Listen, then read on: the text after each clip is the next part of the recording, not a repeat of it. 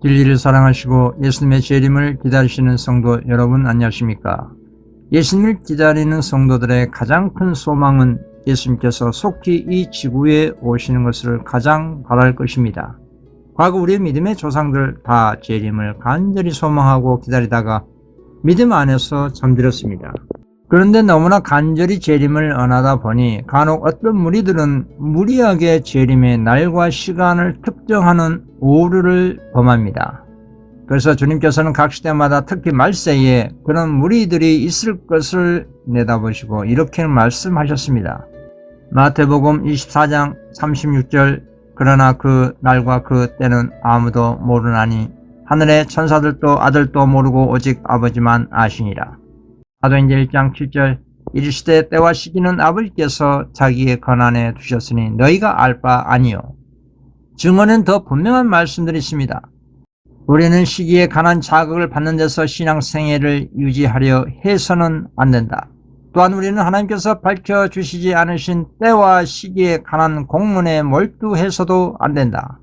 예수님께서는 당신의 제자들에게 정확한 시기를 가르쳐 주신 것이 아니라 깨어 있으라고 말씀하셨다. 주님을 따르는 사람들은 선장의 명령을 순종한 사람들처럼 그러한 이치에 있어야 하며 주님의 재림의 시기가 가까워오는 때에 깨어 기다리며 기도하고 일해야 할 것이다. 그날과 그 시는 아무도 모르므로 그 때가 정확히 언제 올 것인지 예랄 수 있는 사람은 하나도 없을 것이다. 그렇습니다. 주님께서는 우리에게 때와 시기에 관한 공론에 몰두하지 말고 하나님의 나라와 의를 위해 깨어 기다리며 기도하고 마지막 복음 사업을 위해 일하라고 하는 것입니다. 그럼에도 불구하고 재림 신자라고 공언하던 많은 사람들이 예수님의 명령에 불순종하여 재림의 시기를 정해왔습니다. 앞으로도 계속 재림의 날과 시기를 정하게 될 것입니다. 그러나 결과는 어떻습니까? 계속해서 그리스도의 재림의 시기를 정했지만 실패만 거듭했을 뿐입니다. 예수님의 재림의 분명한 시간은 우리 인간의 지식 범위 밖에 있다고 선언되었습니다. 심지어 구원 얻을 후사들을 섬기는 천사들도 그 날과 그 시를 알지 못한다고 했습니다. 아들이신 예수 그리스도도 모르고 오직 하늘 아버지만 아신다고 하신 것입니다. 물론 신성과 인성을 겸비하신 예수님은 이 땅에 계실 때는 인성으로서 재림의 시기를 모르셨겠지만 실상 신성으로서는 아실 것입니다. 그런데 왜 우리에게 우주적인 이 대사건이라고 할 수 있는 재림의 시간을 계시하지 않으셨을까요? 우리 하나님께서는 재림의 그 때를 우리에게 알려주신다 하더라도 우리가 그 재림의 날과 그 시간을 올바로 사용하지 않을 것이기 때문입니다. 그 때를 알게 된다면 다가올 큰 날에 한 백성들을 준비시키는 하나님의 사업에 크게 지연되는 심각한 사태가 생길 것이기 때문입니다. 그것은 거짓된 흥분과 광신적인 분위기로 세상이 요동치게 될 것입니다. 이 같은 경험을 과거 19세기 초 중반까지 있었던 재림운동 때 있었습니다. 물론 19세기 재림운동은 오늘날 재림 시기를 정하는 이런 부류의 오류가 아니었습니다. 다니엘 8장 14절 그가 내게 이르되 2300주야까지니 그때에 성소가 정결하게 되리라 하였느니라. 재림의 시기를 가장 분명히 계시해 주는 것처럼 보이는 이 예언은 다니엘 8장 14절이었습니다. 이 성경 예언 가운데 유일하게 재림의 시기를 예언적으로 계시된 2300주야는 날짜적으로 BC 457년부터 1844년이 끝이라는 사실이 맞았습니다. 그러나 1844년에 주님께서 지구에 오신다는 사건이 아니라 1844년도에 예수님 하늘 지성소에 입소하셔서 마지막 중보사업, 조사, 심판과 죄의 도말이라는 마지막 중보사업을 하신다는 그런 사건이었습니다. 이 땅에 있는 주님의 자녀들이 사건적 오해를 했던 것입니다. 그리고 그런 오해는 이 땅의 주님의 백성이라고 공언한 자들의 마음 상태가 하늘에 고정되어 있는지 이 땅에 세속적인 것에 매여 있는지 자신들을 돌이켜 살펴볼 시험이었다는 것입니다. 이 시험의 기별로서 알곡과 가라지가 분명하게 구분되었습니다. 알곡으로 구별된 주님의 자녀들은 슬기로운 처녀로서 다시 겸손한 마음으로 기도하며 밤새 예언의 말씀을 연구했습니다. 그리고 더 전진된 깨달음을 받게 된 것이 예수님께서 1844년 10월 22일에 지구에 오신다는 것이 아니라 하늘 지성소에 입수하셔서 마지막 중보 사업을 이행하신다는 것을 깨달은 놀라운 축복을 받은 것이었습니다. 그러나 그 당시 예수 재림이 없자 대다수 미련한 처녀로 분류된 가라지들은 대실망을 당한 연고로 세상으로 그리고 바벨론으로 다 돌아가고 말았습니다. 이것이 주님께서 계획하신 재림 운동으로 인한 알곡과 가라지를 분리하는 섭리였다는 것입니다. 그러나 2300주야 이후에는 어떤 시기와 관련된 예언이 없기 때문에 경솔하게 날과 시기를 정해서는 안 된다는 것입니다. 그런 재림의 날과 연도와 시기를 구체적으로 특정하게 되면 자신들에게 더 심각한 영적 타락만 있을 뿐입니다. 시기보다 강력한 기별이 셋째 천사 기별이라고 했습니다. 관련된 증을 보겠습니다. 주님께서는 내게 셋째 천사 기별이 전파되어야 할 것과 특별히 그것은 흩어진 주님의 자녀들에게 선포되어야 할 것을 보여주셨다. 그러나 그것은 시기를 구애받아서는 안 된다. 어떤 이들이 시기를 가르침으로 일어나는 거짓 흥분에 사로잡혀 있는 것을 보았다. 그러나 셋째 천사의 기별은 시기보다 훨씬 강한 힘을 갖고 있으며 그 기별 자체의 기초 위에 서 있으므로 시기가 그것을 강하게 할 필요가 없음을 보았다. 그리고 그것은 강한 능력으로 전파될 것이며 그의 사명을 이루고 예정보다 빨리 마쳐질 것이다. 이 예언 계시는 중요한 핵심은 셋째 천사의 기별이 흩어진 주님의 자녀들에게 선포되어야 한다는 것입니다. 무슨 말일까요? 주님의 남은 백성들이 마지막 재림운동을 계시한 계시록 18장 4절에 보시면 바벨론에 흩어 있다는 것입니다. 18장 4절 또 내가 들으니 하늘로부터 다른 음성이 나서 이르되 내 백성아 거기서 나와 그의 죄에 참여하지 말고 그가 받을 재앙들을 받지 말라. 아직도 바벨론 가운데 있다는 것을 알 수가 있습니다. 주님의 백성의 특징이 무엇일까요? 이사야 51장 7절 말씀을 보시면 그리스도 의를 아는 자들입니다. 그 마음에 하나님의 율법에 있는 백성들입니다.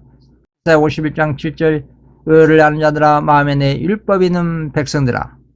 계시록 12장 17절에 하나님 계명과 예수의 증거를 가진 자들입니다. 계시록 14장 12절에 성도의 인내와 예수 믿음을 가진 자들입니다.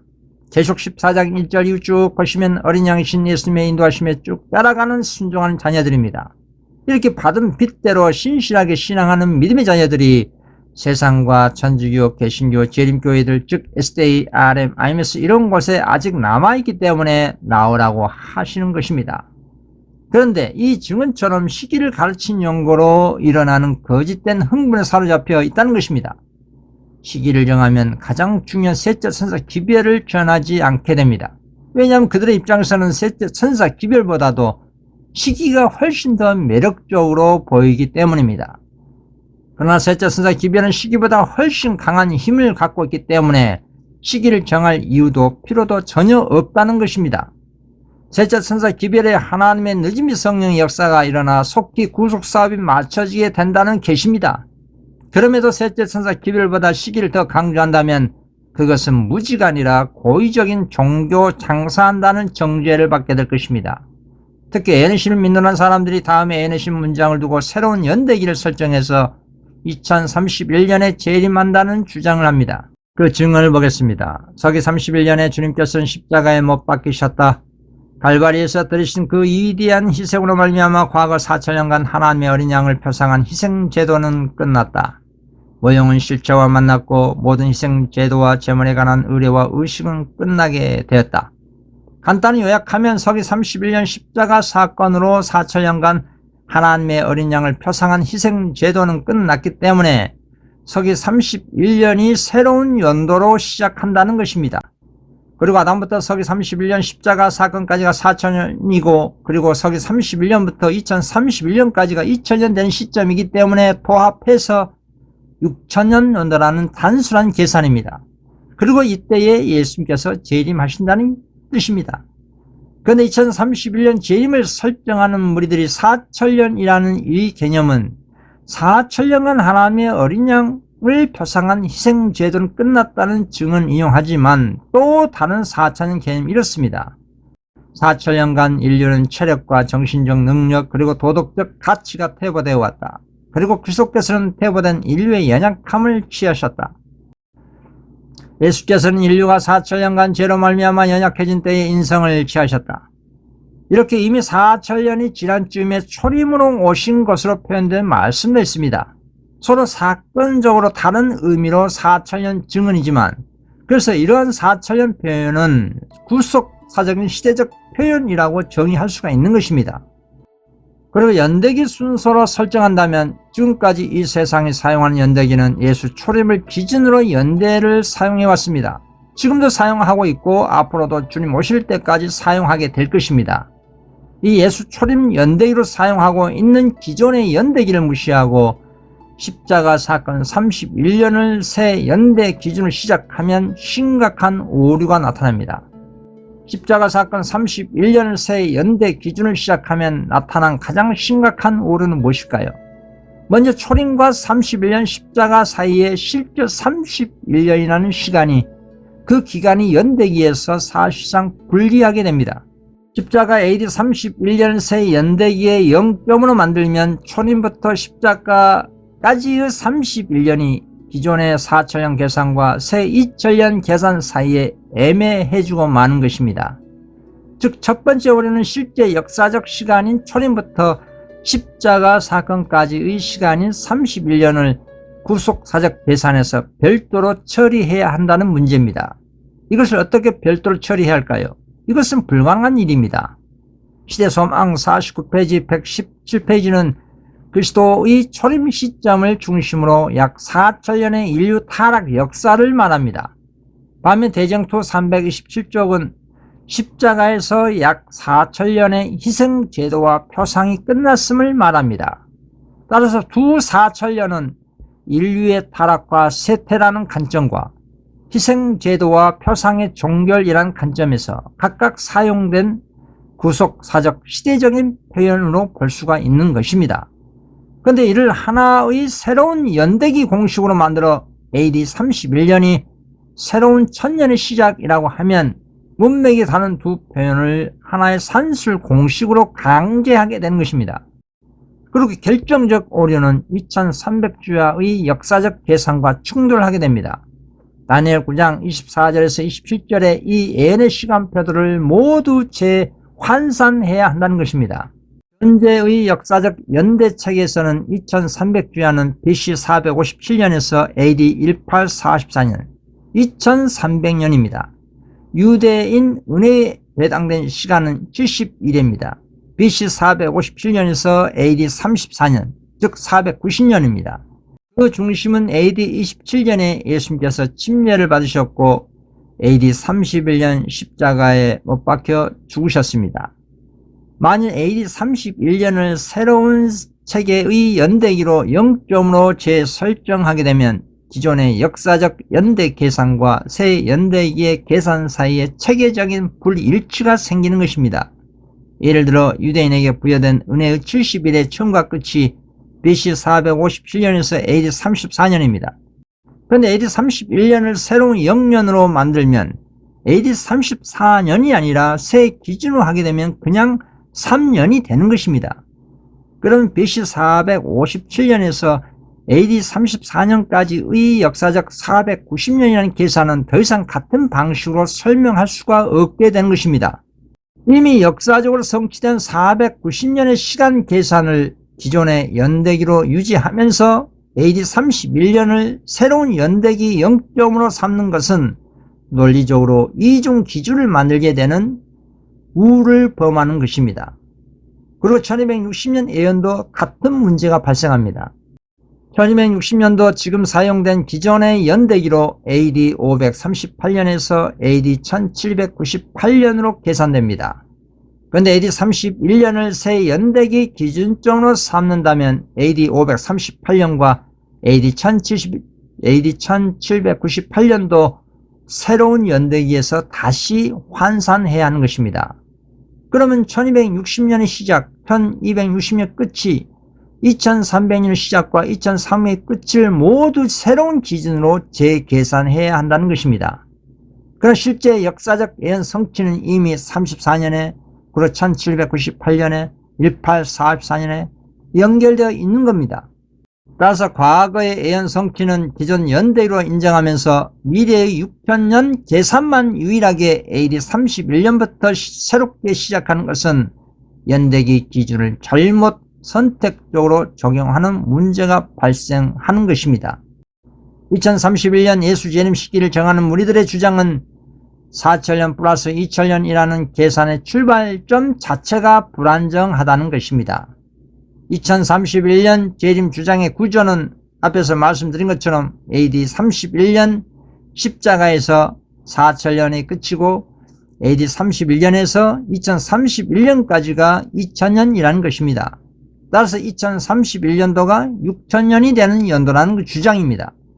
그러나 이 계산의 가장 중요한 전제는 십자가 AD 31년이 새로운 연도의 공식적 시작점이라는 명제가 성경이나 예언의 신에 직접 제시된 것이 아니라는 것입니다. 즉 4천년의 종결과 새로운 2000년의 시작 사이에 반드시 연대기적 0점을 설정해야 한다는 논리가 먼저 성경적으로 증명되어야 하는 것입니다. 그러나 이외에 반대로 우리가 사용하고 있는 기존의 연대기 시작점인 예수 초림을 기준으로 하면 오히려 더 단순한 구조가 됩니다. 아담부터 그리스도의 초림까지가 약 4천년의 구속사정시대이고 예수 초림부터 구속사정시대인 2000년이 이미 지난 2000년도입니다. 도합 6000년 구조가 시간 순서상 더 자연스러운 것입니다. 왜냐하면 시대소망 49페이지와 117페이지의 증언이 직접적으로 그리스도의 초림의 때 이미 약 4천년의 죄의 결과가 있었다고 말하기 때문입니다. 따라서 논리적으로는 초림이 4천년 시대의 전환점이라면 왜 31년 후 십자가를 다시 4천년의 새로운 종결점으로 삼아야 하는가라는 질문이 남습니다. 가장 심각한 오류는 AD 31년을 새 연대기의 기준점으로 삼는 순간 서로 다른 구속사적 문맥에서 사용된 4천년이라는 시대적 표현을 하나의 정밀한 연대기적 산수를 공식으로 바꾸게 되는 꼴이 됩니다. 그 결과 예수 초림과 십자가 사이에 31년을 처리하고 이미 역사적으로 기존의 연대기로 성취된 490년, 1260년, 2300주야와 미래의 6000년 계산에 서로 다른 연대기 기준을 적용하는 이중 기준이 발생한다는 것입니다. 그래서 가장 근본적인 오류는 AD 31년이 희생제도의 4천년 종결과 새로운 세계 연대기 시작이라고 가정하는 것이 가장 큰 오류의 근본이라는 것입니다. 희생제도 종결은 구속사적 사건이지 자동적으로 세계 역사의 새로운 연대기 영연을 의미하지 않습니다. 유대인들에게 부여된 은혜시간 490년은 여전히 BC 457년에서 AD 34년이라는 기존 역사 연대 안에서 완성된 예언적 기간입니다.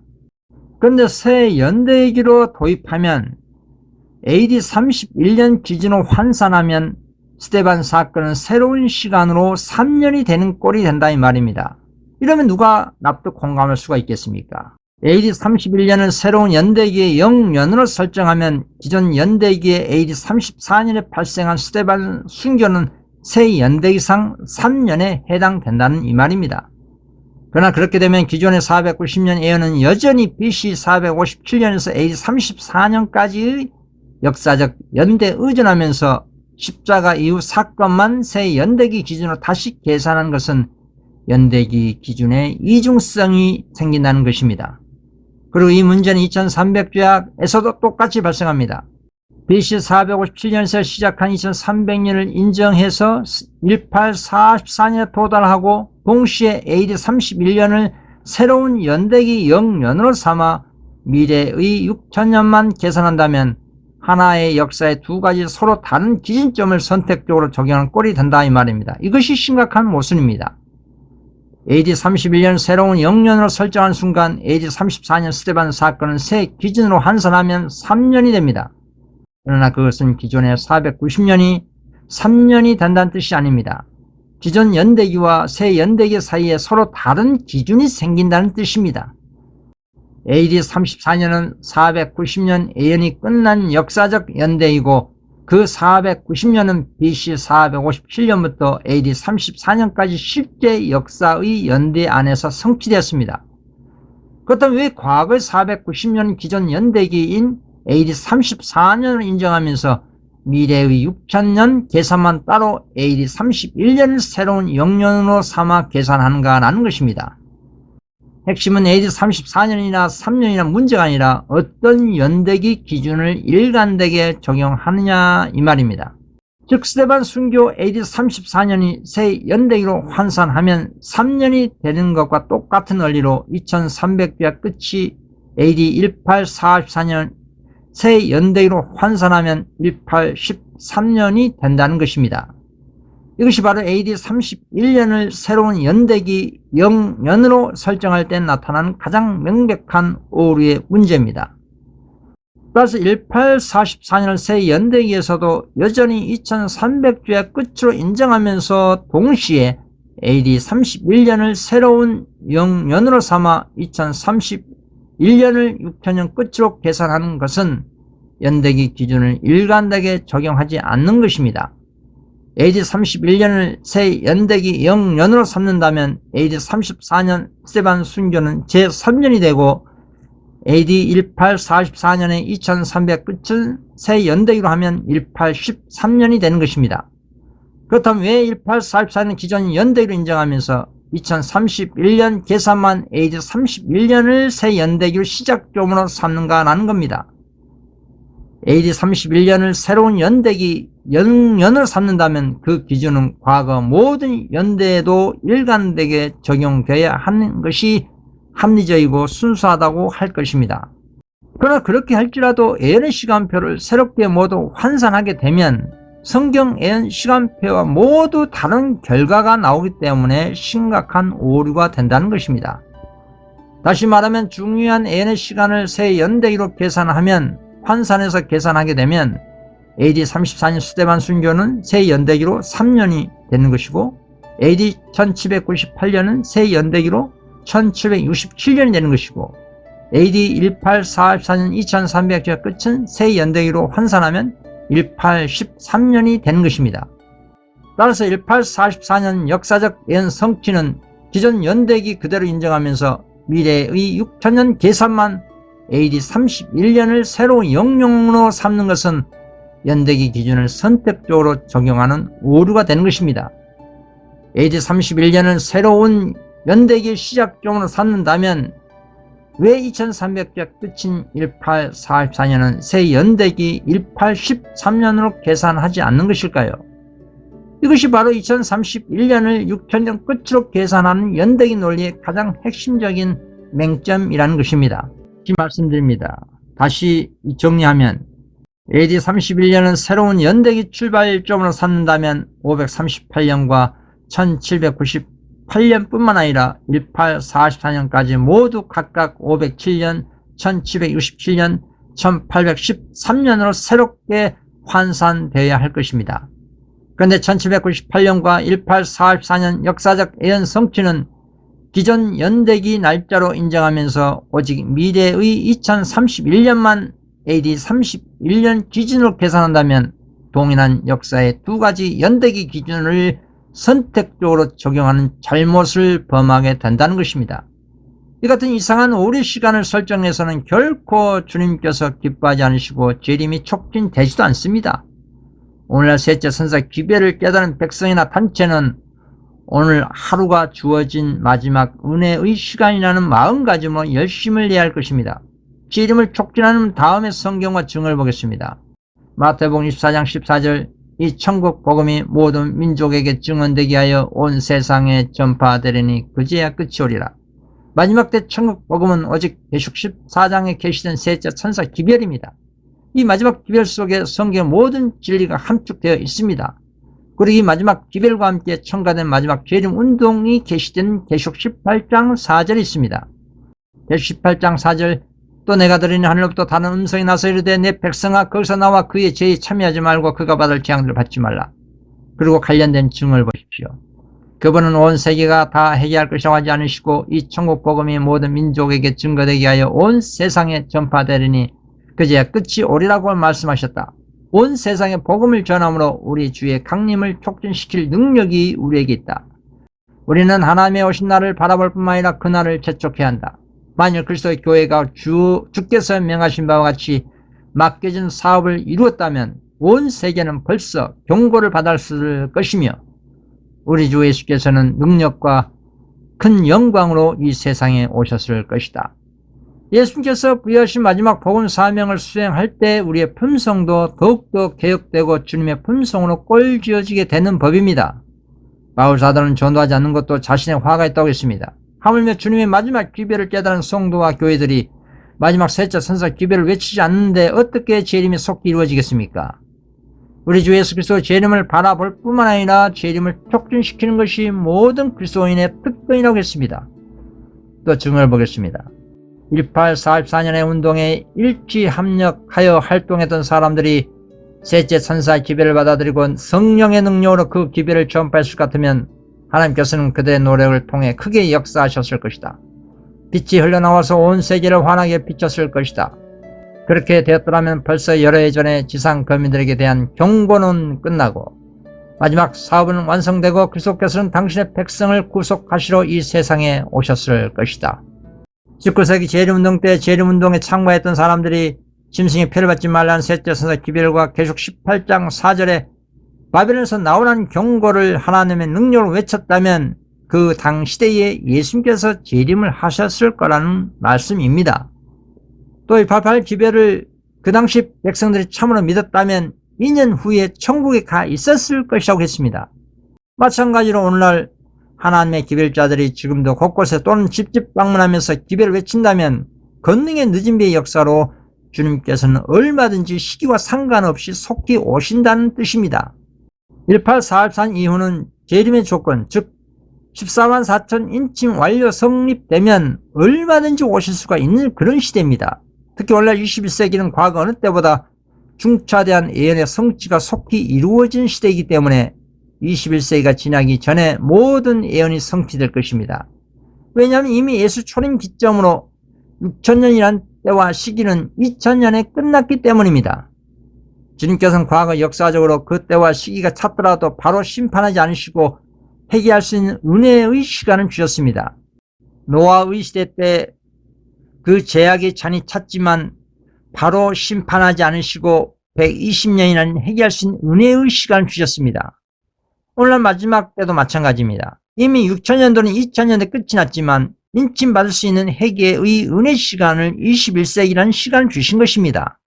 그럼 오늘날 21세기는 특정 연도와 시간 상관없이 셋째 천사 기별 외침과 계속 18장 4절의 재림 운동이 권능의 늦음의 역사로 속히 사업이 마치게 될 시대가 되는 것입니다.